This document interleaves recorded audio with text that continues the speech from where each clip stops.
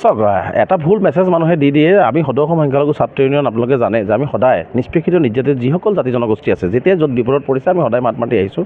আজি আপোনালোকে সম্বৰ্ধনা অনুষ্ঠান চাইছে যে আমাৰ সংখ্যালঘু সম্প্ৰদায়ৰ কেইজনমান মানুহ আছে, ইয়াত কেইজন আহিছিল, বেছি অহা নাই। আমি সংখ্যাগুৰু মানুহৰ পৰা তেওঁলোকৰ ছাত্ৰ ছাত্ৰীখিনি আহিছে, কিন্তু আমাৰ মাজত এই সংখ্যাগুৰু এনেকুৱা ধৰণৰ আমাৰ মনোভাৱ নাই। আমাৰ কথা হৈছে যিসকল নিৰ্যাতিত নিষ্পেষিত, যিসকল চৰকাৰৰ দ্বাৰা সদায় বঞ্চিত, যিসকল মানুহে নিজৰ প্ৰাপ্য পোৱা নাই, যিসকল সাংবিধানিক অধিকাৰ পোৱা নাই, য'তেই সেই যি ধৰ্মৰে নহওক, যি জাতিৰে নহওক, য'তেই বিপদ হৈছে আমি সদৌ অসম সংখ্যালঘু মাত মাতি আহিছোঁ। গতিকে আমাক কোনোবাই কিবা ট্ৰেক লগালেও আমি মানুহৰ হৈ কাম কৰি আছোঁ, আমি অসমীয়া জাতিৰ হৈ কাম কৰি আছোঁ, আমি অসমৰ সমাজ জীৱনৰ হৈ কাম কৰি আছোঁ। ধৰ্মৰ পিছত আমি এক অসমীয়া জাতি হিচাপে আমি একেলগে কাম কৰি আছোঁ। গতিকে আমাৰ কাম হৈছে সমাজৰ সকলো জাতি ধৰ্মক একেলগে লৈ শংকৰদেৱ গুৰুজনা, মাধৱদেৱ গুৰুজনা, আজান ফকীৰ গুৰুজনাই গঢ়ি যোৱা অসমখনক আমি কেনেকৈ পুনৰুদ্ধাৰ কৰি আমি সাম্প্ৰদায়িক বিষবাস্প, ঘৃণা, হিন্দু মুছলমান এইবিলাক পৰিহাৰ কৰি আমি আমাৰ সমাজখনক মানুহ হিচাপে কেনেকৈ আগুৱাই লৈ যাব পাৰোঁ, এই কামবিলাকে আমি কৰি আছোঁ। আৰু আমি আশাবাদী যে নিশ্চিতভাৱে মানুহে যিবিলাক কথা কয় এইবিলাকৰ পৰা আমি ওলাই আহি আমি আমাৰ সমাজখন, আমাৰ অসমীয়া জাতিটোক আমি একেলগে আগুৱাই লৈ যাব পাৰিম। চাওক, আমি পূৰ্বেও কৈছোঁ যে এই ঘটনা অতি নিন্দনীয় আৰু খুব আমি মৰ্মাহত হৈছে ঘটনাত। আমি ভাৰত চৰকাৰক বাৰে বাৰে আহ্বান জনাইছোঁ, ভাৰত চৰকাৰে গুলিৰ জবাব গুলিৰে দিব লাগে। কাৰণ সন্ত্ৰাসবাদীসকলক নিৰ্মূল কৰাৰ ক্ষেত্ৰত ভাৰত চৰকাৰে যি ধৰণে কঠোৰ পদক্ষেপ ল'ব, আমি সংখ্যালঘু সমাজ বা অসমবাসী হিচাপে আমি ভাৰত চৰকাৰৰ লগত আমি থিয় হৈ আছোঁ। এই বিপদৰ সময়ত, এই সংকটৰ সময়ত আমি সকলোৱে একেলগে ঐক্যবদ্ধ হৈ ইয়াত ৰাজনীতিকৰণ নকৰি আমি ভাবোঁ যে পাকিস্তান বা সন্ত্ৰাসবাদীসকলক উচিত জবাব দিয়াৰ সময়, আৰু আমি ঐক্যবদ্ধৰে এই জবাব দিব লাগিব।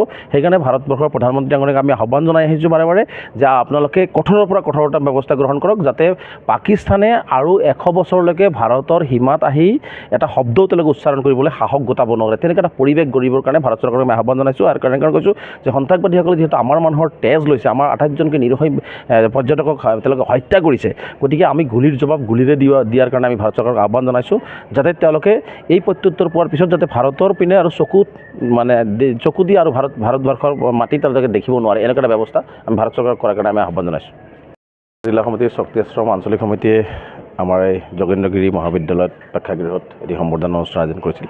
আপোনালোকে জানে যে হায়াৰ ছেকেণ্ডেৰী আৰু মেট্ৰিকৰ যিসকল ছাত্ৰ ছাত্ৰী উত্তীৰ্ণ হৈছে, এই অঞ্চলবিলাক আমাৰ আটাইতকৈ পিছপৰা অঞ্চল। গতিকে এই অঞ্চলবিলাকৰ পৰা বহু ছাত্ৰ ছাত্ৰী, মেধাৱী ছাত্ৰ ছাত্ৰী ভাল ৰিজাল্ট কৰিছে, আৰু তেওঁলোকক আজি মাতি আনি উৎসাহ দিবৰ কাৰণে, তেওঁলোকক আগুৱাই যাবৰ কাৰণে, সমাজৰ একোজন প্ৰতিষ্ঠিত মানুহ হ'বৰ কাৰণে, ভাল শিক্ষিত মানুহ হ'বৰ কাৰণে আমি তেওঁলোকক মাতি আনি সম্বৰ্ধনাৰ ব্যৱস্থা কৰিছোঁ। আৰু আমি তেওঁলোকক আহ্বান জনাইছোঁ যে তেওঁলোকে এই অঞ্চলবিলাক যিহেতু পিছ পৰি আছে, শিক্ষাৰ ক্ষেত্ৰতো পিছ পৰি আছে, মানে সামাজিকভাৱে, শৈক্ষিকভাৱে সকলো ক্ষেত্ৰত পিছ পৰা, গতিকে সেই সমাজখনক আগুৱাই লৈ যাবৰ কাৰণে আজিৰ ছাত্ৰ সমাজে ভালকৈ পঢ়া শুনা কৰি ভাল মানুহ হৈ, ভাল মানৱ সম্পদ হিচাপে গঢ় দি এই অঞ্চলবিলাকক আগুৱাই লৈ যোৱাৰ কাৰণে তেওঁলোকক আমি আজি আহ্বান জনাইছোঁ।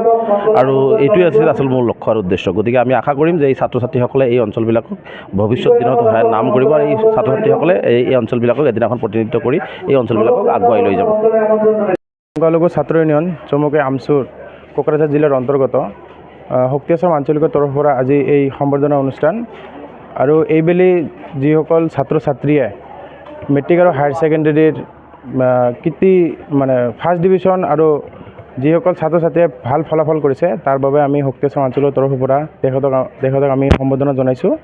আৰু আগন্তুক দিনত যাতে ইহঁতে আমাৰ এই অঞ্চলৰ এটা ভাল সুকীয়া পৰিৱেশ লৈ আহে, তাৰে কামনা কৰিছোঁ। আজি এই সম্বৰ্ধনা অনুষ্ঠানত আমাৰ সদৌ অসম সংখ্যালঘু ছাত্ৰ ইউনিয়ন আমচুৰ সভাপতি ৰেজাউল কৰিম চৰকাৰ আছিল, আৰু আমাৰ জিলা সমিতিৰ বিভিন্ন কৰ্মকৰ্তা আছিল, আৰু আমাৰ আঞ্চলিকৰ বিভিন্ন কৰ্মকৰ্তাসকল।